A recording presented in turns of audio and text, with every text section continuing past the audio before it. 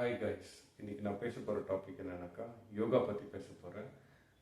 இந்த யோகாவால் என்னென்ன பெனிஃபிட்ஸ் இருக்குதுன்னு சொல்லி உங்ககிட்ட சொல்ல போகிறேன். பெனிஃபிட்ஸ் மட்டும்தான் இருக்குது, மற்றபடி வேறு எதுவும் இல்லை. யோகாவில் யோகான்றது வந்துட்டு ஒரு யூனியன்னு சொல்லுவாங்க. அது ரொம்ப பெரிய டாபிக், அதுக்குள்ளே போட்டு வேண்டாம். யோகா பண்ணுறதால நம்ம பாடியில் என்னென்ன டிரான்ஸ்ஃபர்மேஷன் ஆகும்னு சொல்லி ஒரு சின்ன வீடியோ, அவேர்னஸ் வீடியோன்னு கூட எடுத்துக்கோங்க.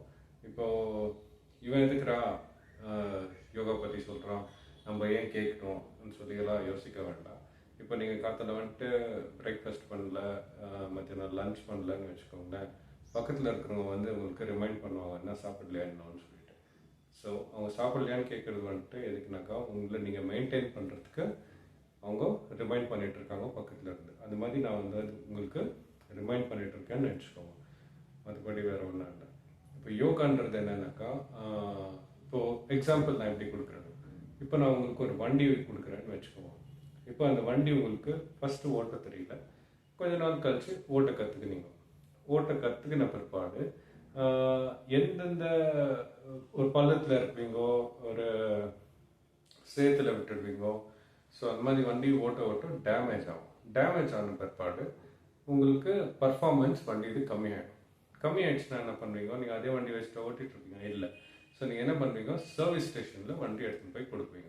நீங்கள் சர்வீஸ் ஸ்டேஷனில் வண்டி எடுத்துகிட்டு போய் கொடுத்தீங்கன்னா அவங்க என்ன பண்ணுவாங்க, அந்த வண்டியை வந்துட்டு மறுபடியும் புதுசு மாதிரி பண்ணி உங்கள் கையில் கொடுப்பாங்க. அப்போ நீங்கள் என்ன புரிஞ்சுக்கணும்க்கா, இதில் நான் என்ன சொல்ல வரேன்னா, இப்போ ஒரு சர்வீஸ் கொடுத்தோம்னா வண்டி எப்படி வெளியே புதுசாக வருதோ அதை நம்ம அப்படியே மெயின்டைன் பண்ணணும். அதுதான் யோகா. யோகான்றது வந்துட்டு ஒரு சர்வீஸ் ஸ்டேஷன்னு நினச்சிக்கோங்க. ஸோ நீங்கள் யோகா பண்ண உங்கள் வண்டியில் இப்போ உங்கள் சிஸ்டம்னு நான் சொல்கிறேன், உங்கள் சிஸ்டமில் என்னென்ன டேமேஜ் ஆயிருக்குன்னு சொல்லிட்டு உங்களுக்கு ரொம்ப க்ளீனாக தெரிஞ்சிடும். ஸோ நீங்கள் அதை அப்படியே மெயின்டைன் பண்ணலாம். ஸோ என்னோடய தாட் ப்ராசஸ் உங்கள்கிட்ட நான் இப்படி தான் ஷேர் பண்ணிகிட்ருக்கேன். ஸோ இது எவ்வளோ வரைக்கும் எத்தனை பேருக்கு புரிஞ்சிச்சு எனக்கு தெரில. இப்போ சர்வீஸ் கொடுத்த வண்டியை புத்திசாலிங்க என்ன பண்ணுவாங்க, அப்படியே வந்துட்டு க்ளீனாக நீட்டாக வச்சுக்கலாம் சொல்லி யூஸ் பண்ணுவாங்க. இல்லை சர்வீஸ் எல்லாம் வேண்டாம், நான் வந்துட்டு ஹாஸ்பிட்டலுக்கு போகிறேன், டாக்டருக்கு கொடுக்குறேன் காசுனாக்கா இட்ஸ் யுவர் சாய்ஸ். ஸோ யோகான்றது வந்துட்டு it's a service station.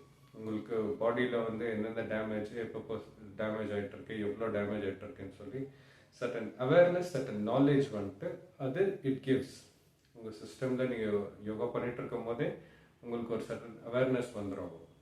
So அது வந்துட்டு எப்படி சொல்கிறதுனாக்கா, அது யோகா பண்ணுறவங்களுக்கு மட்டும்தான் தெரியும். இப்போ நான் உங்களுக்கு ஏதோ ஒரு விதத்தில் வந்து ஒரு ரிமைண்ட் பண்ணுறேன்னு நினச்சிக்கோங்க. யார் யோகா பண்ணலையோ, உங்கள் வீட்டில் சின்ன வயசில் யார் பசங்க இருக்கிறாங்களோ, அண்டர் 12 இல்லை 12 இயர்ஸ்க்கு மேலே இருக்கிறவங்க, அவங்களால இப்போயே வந்துட்டு யோகாவுக்கு சேர்த்து விட்டு யோகா பண்ண வைக்கிறது பெஸ்ட்டு. அவங்ககிட்ட காசு பணம் சேர்த்து வைக்கிறத சொல்லி கொடுக்குறத விட்டுட்டு அவங்க நல்லா ஆரோக்கியமாக எப்படி இருக்கணும்னு சொல்லி ஒருத்தர் யாராவது வீட்டில் சொன்னால் பெட்டராக இருக்கும். அந்த மாதிரி என்ன நினச்சிக்கோங்க, நான் உங்களுக்கு சொல்கிறேன்னு சொல்லிட்டு. பெருசானா கூட ஒன்றும் பிரச்சனை இல்லை, கொஞ்சம் லேட் ஆகும். பசங்களுக்கு வந்துட்டு ரொம்ப குயிக்காக எஃபெக்ட் ஆகும், ரியலைஸ் பண்ணிடுவாங்க என்ன சாப்பிட்ணும், என்ன எப்படி நம்ம லைஃப் ஸ்டைலில் இருக்கணும்னு சொல்லி அவங்களே டிசைட் பண்ணிடுவாங்க. பட் ஆனால் அடல்ட்க்கு வந்துட்டு கொஞ்சம் கஷ்டம், ஏன்னா அவங்க வந்துட்டு ஆல்ரெடி நிறைய பிரான்ச் அவங்க உடம்புல வளர்ந்துருக்கும். ஸோ அதெல்லாம் மறுபடியும் ட்ரிம் பண்ணி ரீசெட் பண்ணுறதுக்கு கொஞ்சம் நாள் ஆகும். அந்த கொஞ்ச நாளில் நீங்கள் ரீசெட் பண்ணிட்டீங்கன்னா you can live a healthy life. உங்ககிட்ட காசு பண்ண இல்லையோ தெரியல, ஆனால் ஹெல்த்தி லைஃப் இருந்துச்சுன்னா தட் இஸ் அ காட் கிஃப்ட்னு சொல்லுவாங்க.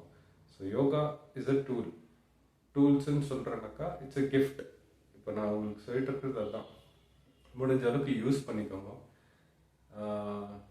இப்போ நீங்கள் எப்படி சொல்கிறது, வேற ஒரு டைமென்ஷனுக்கு போனோன்னா கூட it will be very useful yoga தான். அது அடுத்த டாப்பிக்கில் பேசுகிறேன். எனக்கு தெரிஞ்சது நான் உங்ககிட்ட சொல்லியிருக்கேன். இதில் நிறைய பேர் வந்துட்டு எப்படி எடுத்துக்கிறீங்களோ தெரியல. பட் ஆனால் சீரியஸாக நீங்கள் கற்றுக்கணும் யோகா எப்படி ஸ்டார்ட் பண்ணணும்னு சொல்லி என்ன கேட்டிங்கன்னா நான் எப்படி சொல்லுவேன், யூடியூப்பில் வந்துட்டு நீங்கள் ப்ரிப்ரேட்டரி ஆசனான்னு சொல்லி டைப் பண்ணுங்க. உங்களுக்கு ஒரு 6 minutes வீடியோ நீங்கள் அதை பார்த்து கற்றுக்கலாம். ஃபஸ்ட் நீங்கள் யோகா பண்ணுறதுக்கு முன்னாடி, எந்த ப்ராக்டிஸ் பண்ணுறதுக்கு முன்னாடியும் அதை நீங்கள் பண்ணணும். நீங்கள் அதை பண்ணி முடித்த பிற்பாடு அதுக்கப்புறம் பேசிக்காக என்ன சொல்கிறது, சூரிய நமஸ்கார், அதுதான் ஃபஸ்ட்டு பேசிக்காக ஸ்டார்ட் ஆகும். அதை நீங்கள் ஸ்டார்ட் பண்ணி ஒரு 3 cycles நீங்கள் பண்ணி பாருங்க, உங்கள் பாடி எப்படி ரிலாக்ஸ் ஆகுதுன்னு சொல்லிட்டு.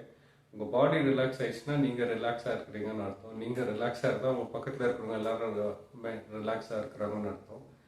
ஸோ இது ரொம்ப பெரிய அட்வான்டேஜ். இது யாரும் மிஸ்யூஸ் பண்ணிக்க வேண்டாம் இந்த மெசேஜை. Try to make use of it. ஏன்னா இது மிகப்பெரிய கிஃப்ட் யோகான்றது. It's a tool. முடிஞ்ச அளவுக்கு யூஸ் பண்ணிக்கணும். So that's my thing to share with you. Because யாரோ எப்படியோ இருந்தவங்களாம் என்னை பொறுத்த வரைக்கும் நானே சொல்வேன், நான் ரொம்ப ஓவர் குண்டாக இருந்தேன். I just lost weight and many thing happens. இப்போ சும்மா குதிரை மாதிரி ஓடுறதுக்கு ரெடியாக இருக்கேன் எல்லா இடத்துலையும். So I thought let me share this video. Please make use of it. That is called yoga in my experience. Thank you so much.